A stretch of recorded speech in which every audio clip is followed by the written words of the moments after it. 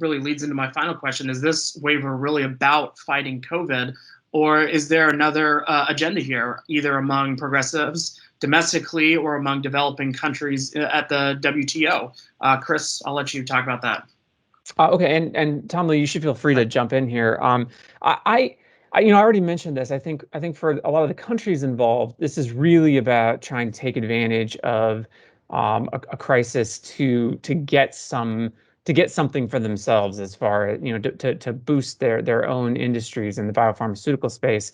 And I think there's a general. This is true both domestically and internationally. There's this growing sense that somehow the concept of IP is immoral.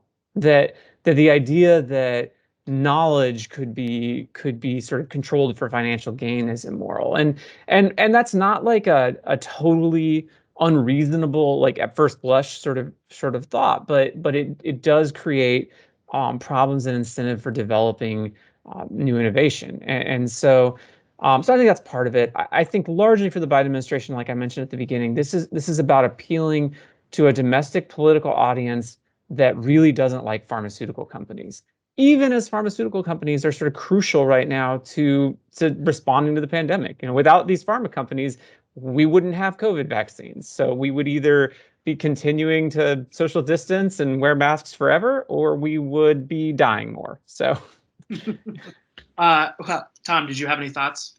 Yeah, I mean, I would like to add that this really is just another development in, kind of Chris touched on it. It's just another development in the ongoing debate about IP and public health.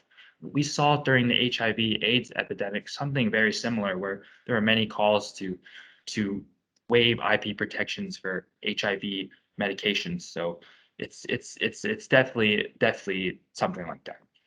Interestingly, there effectively they were. I mean, the companies largely didn't enforce their patents in the developing world. I think TRIPS even allowed, under TRIPS, like developing countries were allowed to produce generic sort of versions of HIV drugs. So it's not like the pharmaceutical industry or the World Trade Organization have a history of sort of really hurting the developing world and patients in the developing worlds for profit. They've worked through these problems in the past, and they're actively trying to get vaccine to people in the developing world now.